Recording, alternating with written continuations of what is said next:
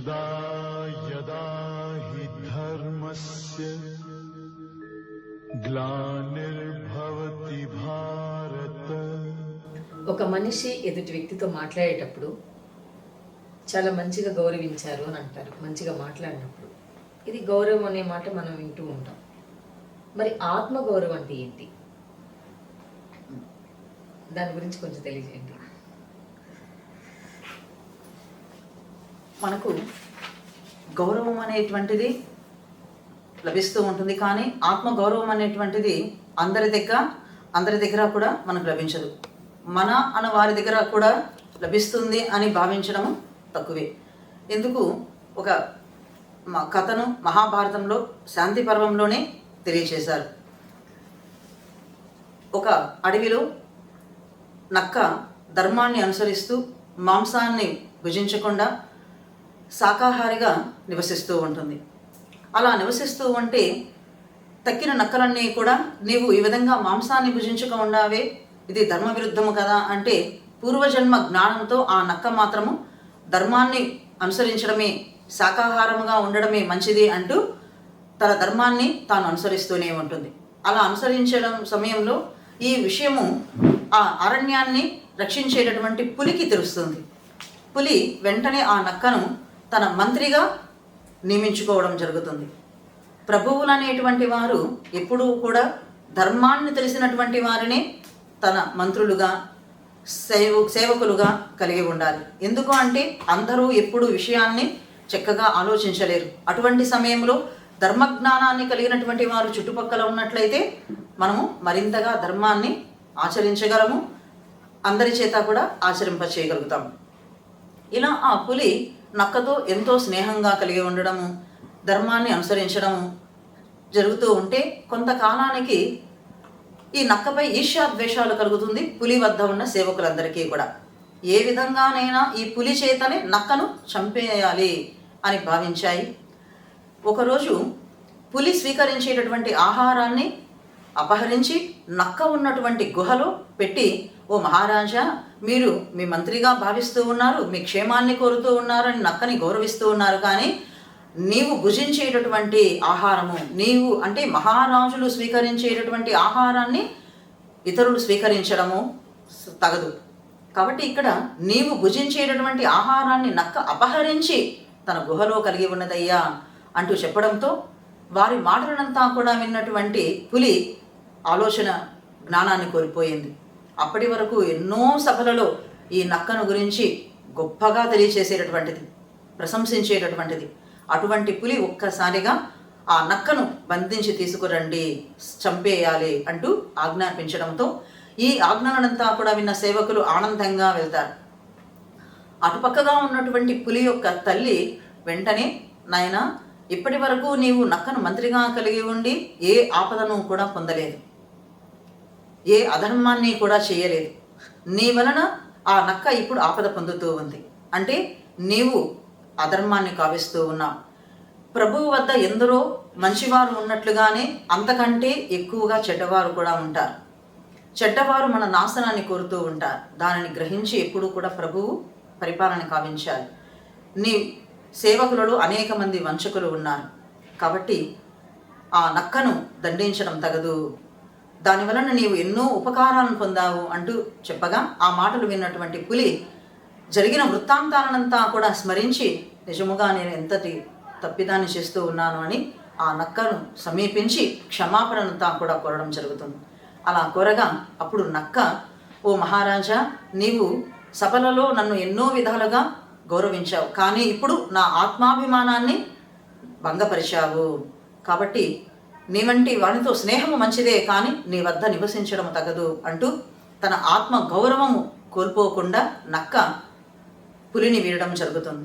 ఈ వృత్తాంతంలో కేవలము ఆత్మగౌరవము అనే కాకుండా స్త్రీ తల్లి పులి తన తల్లి మాటలను ఎలా గౌరవించినది, స్త్రీలు ఎలా ధర్మాలను తెలుసుకొని ఎలా అందరి చేత కూడా నడిపించారు అనేటువంటిది, స్నేహితులతో ఎలా ప్రవర్తించాలి, దుష్టులు చెప్పేటటువంటి మాటలను ఎలా విని మౌనాన్ని కలిగి ఉండాలే కానీ ఉత్తములైన స్నేహితులను పోగొట్టుకోకూడదు అనేటువంటి అనేక విశేషములు కూడా మనకు తెలుస్తూ ఉంది.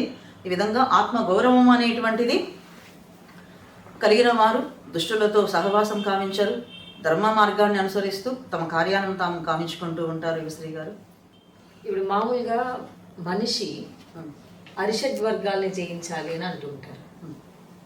ఈ అరిషడ్ వర్గాలు ఏంటంటే కామ, క్రోధ, లోభ, మదం, ఆశ్చర్యాదులు. కామ, క్రోధ, లోభ, మోహ, మదం, ఆశ్చర్యాలు 6. ఇక్కడ ఒక్కొక్క దానికి ఒక్కొక్క నష్టం ఉంటుంది. మనిషికి ఈ 6 ఏదన్నా నష్టమే. అయితే ఇక్కడ నాకు ఒకటి తెలియజేయండి మీరు, లోభం వల్ల కలిగే నష్టం ఏంటి? ఒక మనిషి లోభి అయితే ఎటువంటి నష్టం ఏర్పడుతుంది? అది తనకు కావచ్చు, కుటుంబానికి కావచ్చు, లేదా రాజు గన ఒక లోభి అయితే రాజ్యానికి కావచ్చు. అది ఎలాంటిదో కొంచెం తెలియజేయండి మాకు. శాంతి పర్వంలో భీష్మాచార్యుల వారు ధర్మరాజుకు అనేక ధర్మ సందేహాలను నివృత్తి చేస్తూ కామం గురించి, క్రోధము, మోహము మొదలైనటువంటి వాటి వలన కలిగేటటువంటి అనర్థాలనంతా కూడా తెలియచేస్తూ ఒక్కొక్క కథను కూడా తెలియచేస్తూ లోభాన్ని కూడా వివరిస్తారు. లోభానికే అత్యాశ అనేటువంటి పిసినారతనం అనేటువంటి నానార్థాలు కూడా ఉన్నాయి. ఈ లోభం వల్ల కలిగేటటువంటి ఇతివృత్తాలతో 2 కథలను మనము స్మరించవచ్చు. ఒకటి ఒంటె వృత్తాంతం. ఒక ఒంటె అడవిలో తిరుగాడుతూ బ్రహ్మదేవుని గురించి తపస్సు చేసింది. బ్రహ్మదేవుడు ప్రత్యక్షమయ్యారు. ఓ ఒంటె, నీకు ఏమి వరం కావాలి అంటూ కోరారు. పలుకగా ఆ ఒంటె నా మెడ పొడవుగా ఉండాలి అంటూ వరాన్ని కోరింది. తదాస్తు అంటూ బ్రహ్మదేవుడు అనుగ్రహించారు, వెళ్ళడం జరిగింది. ఇక అప్పటి నుంచి ఆ ఒంటె ఏం చేసింది? ఒక చోటనే కూర్చొని, పొడవైనటువంటి మెడ ఉన్నది కాబట్టి ఎక్కడ ఆహారం ఉంటే అక్కడకు కదలకుండానే ఆహారాన్ని తింటూ ఉంది. అలా ఎంతో హాయిగా జీవితాన్ని గడుపుతూ ఉన్నది. ఒకరోజు గాలివాన ఏర్పడడంతో ఒంటె తన తలను దాచుకోవడానికి దగ్గరలో ఉన్నటువంటి ఒక కొండ గుహలో తన తలను దూర్చడం జరిగింది. కానీ అప్పటికే అక్కడ ఆ గుహలో నక్కల నివాసం, నక్కలు 2 నివసిస్తూ ఉన్నాయి. ఆ నక్కలు ఎప్పుడైతే ఒంటె మెడను చూశాయో ఎంతో ఆనందంగా ఆ ఒంటె మెడనంతా కూడా కొరికి వేయడం జరిగింది. పొడవైనటువంటి మెడ కలిగినది కాబట్టి వెంటనే తీసుకొనలేక ఆపదనంతా కూడా భరిస్తూ నక్కల చేతిలో ఒంటె మరణించడం జరిగింది. అంటే తాను పొందినటువంటి వరమే తనకు శాపమైంది. లోభం, అత్యాశ, మెడ పొడవుగా ఉంటే సుఖంగా జీవించవచ్చు అనుకునేది ఒంటె ఆ అత్యాశ వల్లే తన నాశనాన్ని తాను పొందింది. ఇదొక వృత్తాంతం. అయితే మరొక వృత్తాంతం కూడా మనకు భీష్మాచార్యుల వారు తెలియజేస్తారు. అదేమిటంటే ఒక కుక్క కథ. ఒక కుక్క అడవిలో తిరుగాడుతూ ఒక ఋషిని సమీపించి ఉంటుంది. ఆ మహర్షితో పాటు అటు ఇటు తిరుగాడము అన్నీ కూడా చేస్తూ ఉండగా ఒకరోజు ఆ అడవిలో ఉన్నటువంటి పులి ఈ కుక్కను సమీపించి చంపడానికి ప్రయత్నించగా ఆ కుక్క ప్రాణ భీతితో పరిగిడి ఈ ఋషి పాదాలనంతా కూడా ఆశ్రయించింది. అప్పుడు ఆ ఋషి ఆలోచించారు, అయ్యో నా పాదాలను ఆశ్రయించింది కుక్క, దీనిని రక్షించాలి. ఇది దేనిని చూసి భయపడినది? పులిని. కాబట్టి ఇది పులి అయినట్లయితే అప్పుడు దీనికి భయం ఉండదు అని వెంటనే తన తపశ్శక్తితో కుక్కను పులిని కావించారు. అలా పులి కావడంతో ఇక ఆ అరణ్యంలో పులికి ఏ ఆటంకము లేకుండా ఉంది. కొంతకాలం హాయిగా జీవనం గడిచిన తర్వాత శరభము అంటే 8 కాళ్లతో పులి కంటే శక్తి సామర్థ్యాలు అధికంగా కలిగినటువంటిది. ఆ శరభము సమీపించడంతో పులి భయముతో మరలా మహర్షిని ఆశ్రయించింది.